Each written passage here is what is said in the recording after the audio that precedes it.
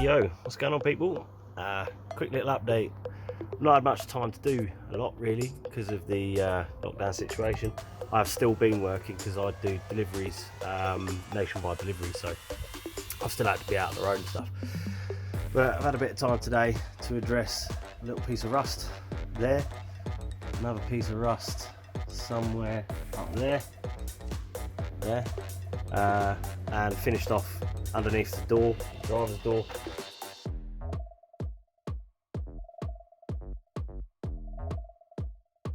So not really done a great deal. Slapped a bit of paint on it, bit of rust eater, all that jazz. It's not the tidiest of jobs because it's stuff you're not going to see really, as long as the rust doesn't come through. And I know the shell's solid and good. And moved the rest of the side panels off the car. I'll show you them. You're just about to see I've got all blue tape down the side now. That's just to make sure if we get any rain, I don't get any water that goes inside the body panels through those holes where the clips came out. They're an absolute pig to get to, in honesty. You have to access them from inside the door. And avoid this stuff, mate. It is a shocker. It gets everywhere. If you get it on your hair, the best thing is brake cleaner. Spray it off with brake cleaner and a rag because it will yank your hairs out. It's nasty. But you can actually see up in there. Yeah, you can just sort of see where all the holes are. There's 3 that you can access. The furthest one away is actually like on a slider, so you just slide the plastic trim off the end of it rather than pop the pin out. You just slide it off the end and then you rotate the clip and then it just comes out the hole because the shape of them, you can actually rotate them to get them out. And then there's another one up behind there. There's another one behind this plate here. A lot of people might struggle with that and start snapping clips, but I managed to get all 6 pieces off the car without breaking a single clip. So this needs a serious tidy up in here, but I actually can't bring myself to do it just yet because there's still so much other stuff needs doing. Got the fuel tank out previously. That's sitting in the garage. I need to sort something out about that. I need to wire wheel it back and give it some paint as well. Then I can put everything back together, put the new fuel pump in the tank, and then put the tank back on the car, and I can cover that hole up with a nice painted new cover. Handbrake cable is looking sweet. This satin black actually came out really nice, so I may end up getting in here with a scotch pad, take all this back out and the shifter plate, get back in here with a scotch pad, clean it all first, scotch pad the lot, and just go over it with satin black, just so it's got a fairly clean uniform finish, because this was done by hand. So then I might not need to bother doing anything with it after that. So lots of little holes to fill though. There's 2 there. These were seatbelt brackets, seatbelt receptacles would have gone. Let bolt straight to the bodywork. Otherwise we're going to get lots of points for water ingress and stuff like that, so I need to fix that too. Just finished stripping down the boot lid. Number plate surround off, and all the tags and clip holders are intact. We have no splits, no cracks. I paid pretty good money actually for one of these that was already painted silver, and it came, and over half of the freaking clips and that were just completely busted out. So NFG. But that little bad boy painted up the nice same colour, going to be sweet. So chuck him in a little pallet rack. So you can see I took all the badges off as best I can. I need one of those little caramel wheel jobbies for getting rid of that, but Body Shop will have one of those. Same with that there, you've got some crust and whatever. But this, really, who does this? Absolutely wrecked it. You've deleted the rear wiper, and in doing so you've basically fucked the boot lid. Right, it's going to cause probably an extra hour or so of work to tap that back out, get it all flat and nice. Well, not flat, it's obviously slightly radius, but just to get it all finished off. So it just makes the paint process take that bit longer, costing me even more money. Is what it is, I guess.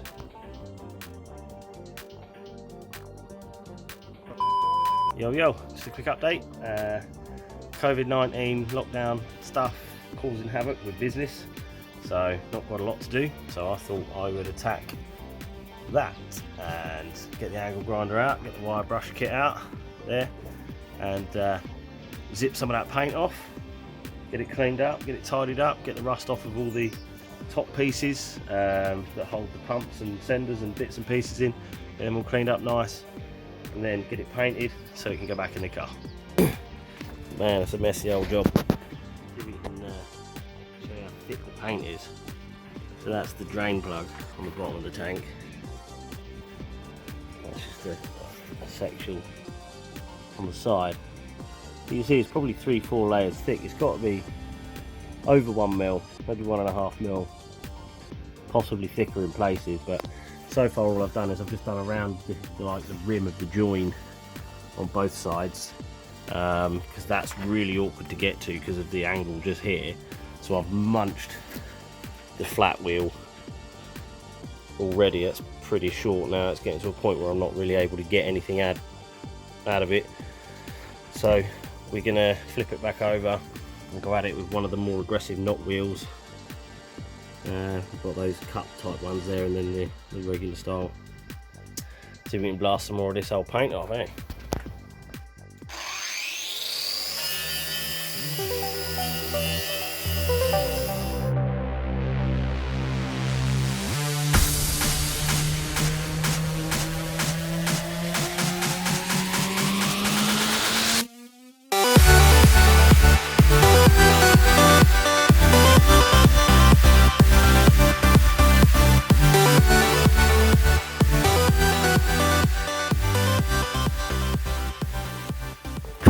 There you go.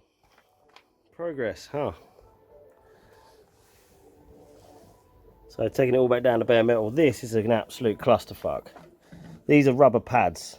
I assume that these just stop it from vibrating against the bottom of the car. But whoever did it, ah shit, fucking paint went under my nail. Yeah, they painted them too. Rather than mask them up, they painted everything, including the rubber seals which go around all of these parts which bolt to the tank. Now I don't know how functional they are, so I have to be really careful. As you can see, I'm actually like going around the edges, not actually touching it where I can. Nicked the corner of that one a little bit, but just leaving a little bit around there, because what I'm probably going to do is I'm either going to try and peel them off and re-stick them once I've cleaned them up, or I'm going to have to just get in there with a hand wire brush to just do those bits. But yeah, slow progress, but I've spent about an hour and a bit, and I've done the 2 lips around the bottoms, like this side and the bottom side, because they're awkward to get into, and I've done probably 2/3 of the main part of the tank. So I've just got that one little bit over there to do. It's going to be quite awkward because there's lots of lumps and bumps, nooks and crannies to negotiate. So hopefully a couple of hours and she'll be ready to wipe down, and then I've got to go and get some paint and some primer, and we'll just buzz it over. Should be good.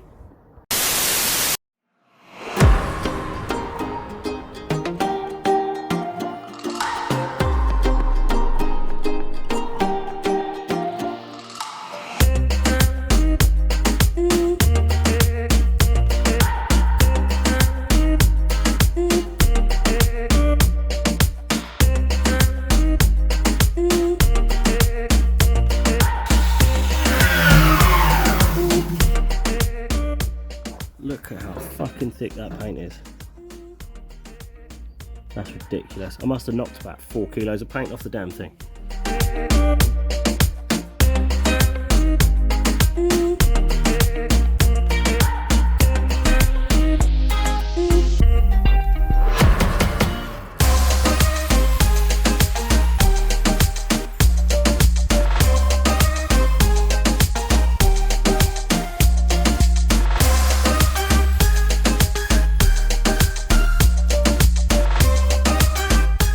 Do you ever get one of them jobs where you just think, why did I start this?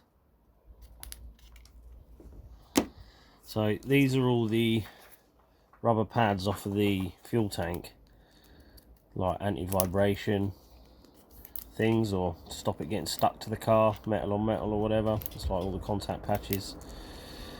But whoever painted it decided to paint these as well, and I now need to spend the next 75 years of my life cracking all of the freaking paint off. Okay, let's go. Panel white.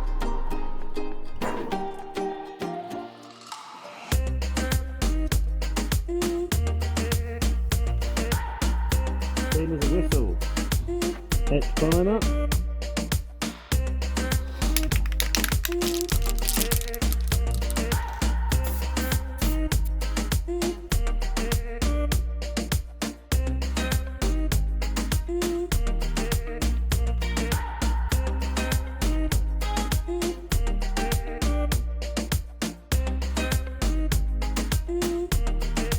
That'll do for the first coat then.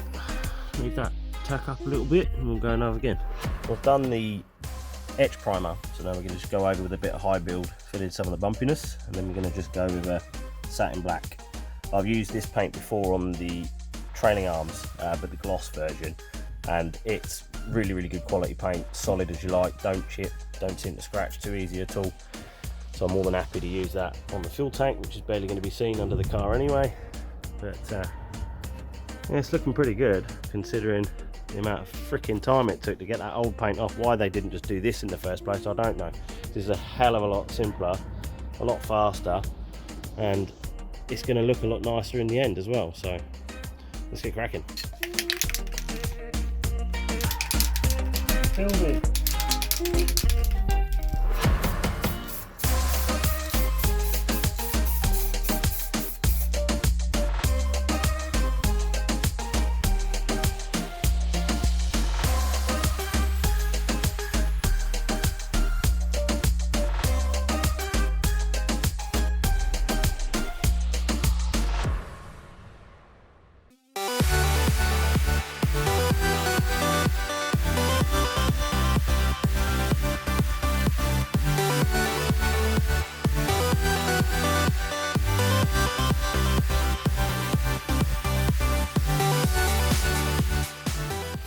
That's it.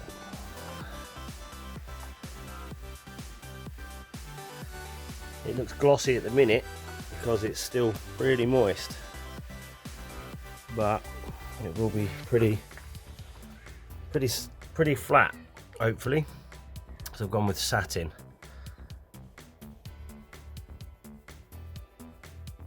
It's pretty good for me. Quite happy with that. Quite happy indeed. So, fuel tank's painted. It's all dry now. It's been sat for about an hour. Painting outside's quite fun. You take your life in your own hands with whether or not you're going to get tons of frickin' dust all stuck in it. But I actually don't think it's that bad considering. But I like the satin finish. The satin finish has come out quite nice. I'll just show you. There you go. It's all dry.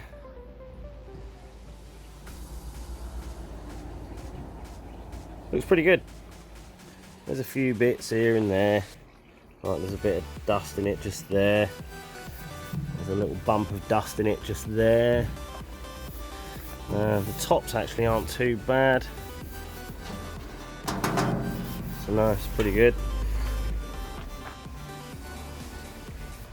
This side's all done too.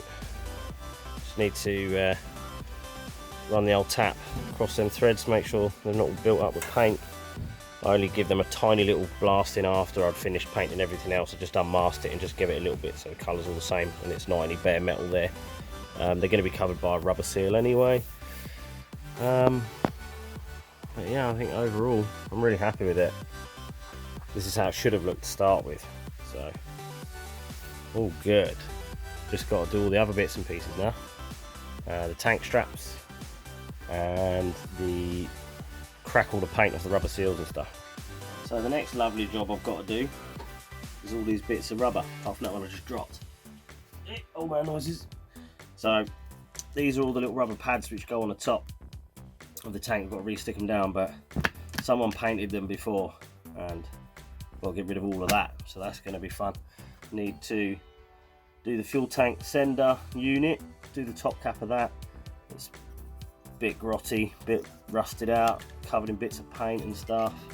And the same goes for the fuel pump cover. You see the rubber seal, it's all got paint on it, so All of that needs to come off. I'll soak them in WD-40 overnight to make them all nice and supple and rejuvenated, then clean them off, rebuild it all, put it all back together, and we should be good to go. Also, I've got Chemso 340 or 320 litres per hour fuel pump in there. I just took the old one out yesterday, just pop this in there. Had to reuse the Honda sock and the rubber boot that goes around the bottom. The other sock was no good, so we're going to junk that. We're just going to run with the Honda one, so that's fine. It's actually really clean. Again, sat in petrol all the time, isn't it? So it's not really going to get any dirt for it. And then I've got an inline fuel filter to go with that. This should hopefully run the K series without any trouble. Obviously the stock one ain't going to be no good, so everything on that's legit. Everything's looking good. Can't see any reason why it won't work. So we're going to send it. So I'll update in a bit once I've done a bit more on all these other stupid shitty little jobs, like getting rid of this paint. There's all the nuts for the stuff out of the fuel tank. So with a bit of luck, these should be pretty much all corrosion free now. Give them a little shake. This is the Evapco Rust gear that I've got this sat in. The Genolite is the stuff you use just for paste, like painting onto the panel or the part and then letting it eat away, do its thing for a little bit. This stuff you lob it in and you leave it overnight. So these should all come out pretty nice. So this is the top of the fuel sender unit, so you can see it's pretty corroded. I'm just going to knock it back with a bit of sandpaper, put some Genolite rust remover on it for a little while, and then give it some etch primer and give it a little base coat of some colour. Well, it's going to be black in it probably, or silver maybe. I've got some silver, that could work. But at least then it's not going to carry on doing what it's doing, so it's going to look pretty sweet.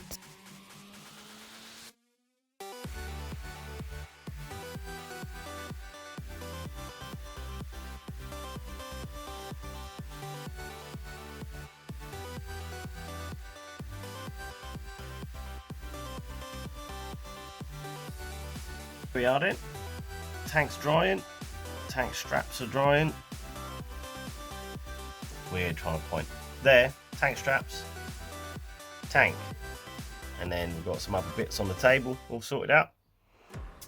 Best part of 3 days to do that job. So what I've done is stripped the tank down to bare metal, treated it with some Genolite rust remover, and then we did 2 coats of etch primer, 2 coats of high build primer, 3 coats of satin black, and then 2 coats of the underseal. Hopefully that's never going to rust again in the lifetime of the car with me, at least. So that's a good job done. Needed some serious motivation to do it. Hell of a job really, and all because it was just shit basically. It was painted white and the tank straps were blue and it was painted badly and it's just horrendous. Not the sort of thing I want to do. Plus with this lockdown I've got a bit of time on my hands, so I thought I'd get that sorted out. On the table we've got a few bits and pieces. Got the tank cover. This was all covered in paint around the edges. I'll put a picture up or something like that. I just nailed it with a wire wheel, give it a nice little clean up. This is looking sweet now. Even cleaned all the screws. So I'm going to leave that self colour to go back in the car because the floor's all black in the car, so that'll stand out real nice. These are all the nuts rather, and the tank strap bolts, all that gear. So it's all rust treated and cleaned up nicely. 1.4, not anymore. Doesn't even have an engine in it right now.